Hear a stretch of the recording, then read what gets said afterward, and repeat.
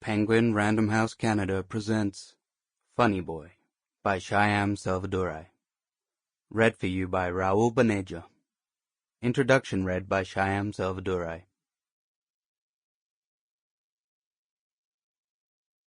In the fall of 1990, I moved to Montreal from Toronto with the intention of writing a novel, my first one. The book was to follow the structure of Anita Desai's Clear Light of Day, a novel that had made me realize I could be a writer, that I had something to say. Unlike Rushdie's magic realism or the village life portrayed in R.K. Narayan's novels, the only Indian novels in English I had read, Desai's book was set in Old Delhi and was about a family who, though they were Indian, were very much like my own. Upper middle class, cosmopolitan, at ease with both Western and Eastern traditions. What a shock and delight it was to finally see my world in literature. Desai's novel also dealt with the partition of the subcontinent into India and Pakistan, but through the domestic world of this family. It was not a grand narrative.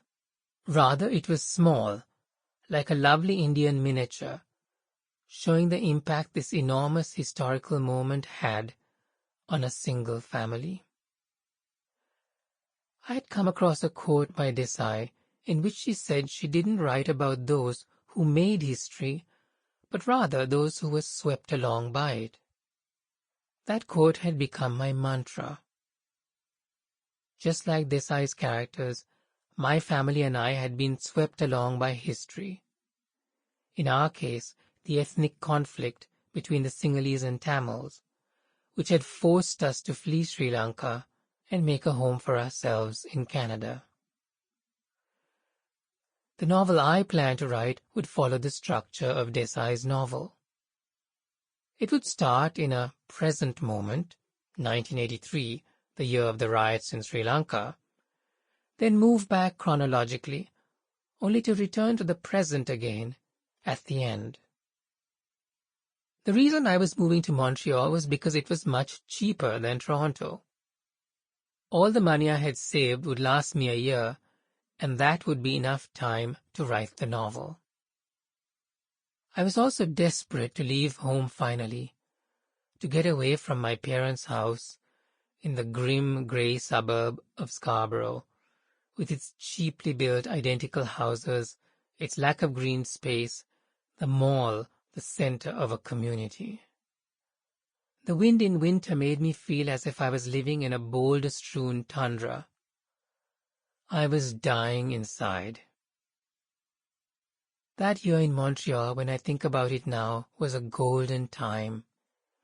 There was the headiness of finally being out of my parents' house, of being in the rich, lively world of Montreal. I would go for long walks along boulevards strewn with patios and raucously lit bars and restaurants. This new language I was learning drifting out to me in ribbons.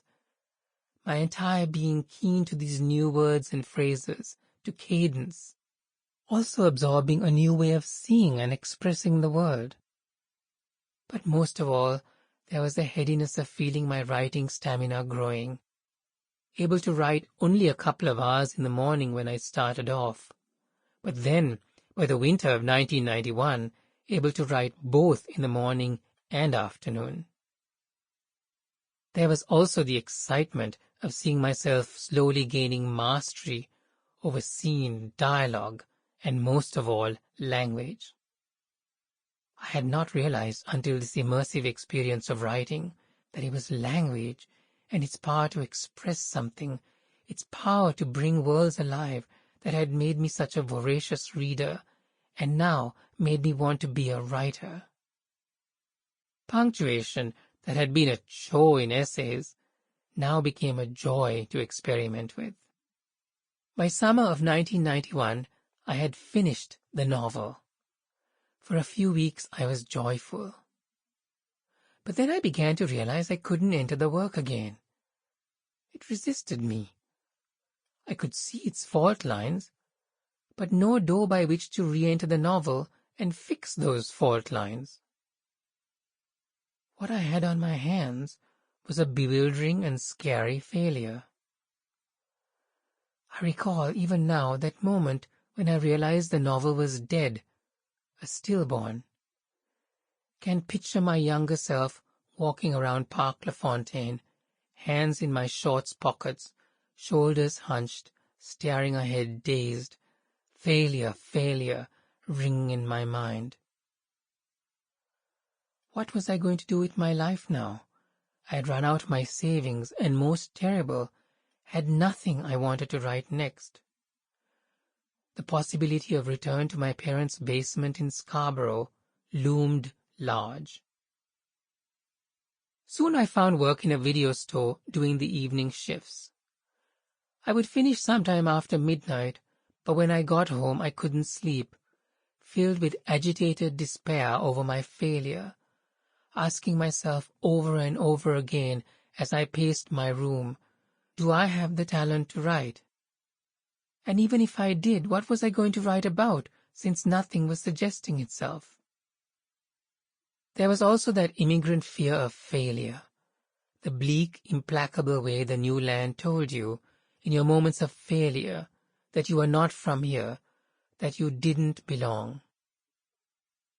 Finally, to fill those awful hours and tire myself out, I began to do some writing exercises. Just a page that I would set myself, trying out some element of craft I learned in a creative writing course I had taken. One of these exercises was a first-person narrative. Just a page about a boy watching his mother put on her sari. When I got to the end of the exercise, I realized it was a boy who wanted to wear the sari. I could see immediately where the scene came from.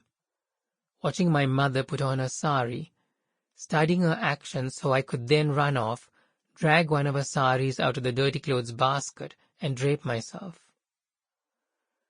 From my childhood in Sri Lanka also came another memory of how I would gather the girl cousins together at the spend the days we had at my grandmother's and various aunts' houses, and organize them into imaginative dress-up games and plays. One of these games was Bride. I also recalled a male cousin from abroad who on his visits played with us. Because he was the visitor, I had to ungraciously cede the best parts, always female of course, to him. From these personal experiences then grew that first story, Pigs Can't Fly. No sooner had I started writing it than I felt a new energy in my language that I had never felt before. The work had found its voice. There, in the middle of winter in Montreal, I conjured up that tropical world of my childhood, the story filled with the nostalgic detail that only an exile remembers and fetishizes. When I got to the end, I simply knew I had to follow Arjie as he went back up the lane to face his fate.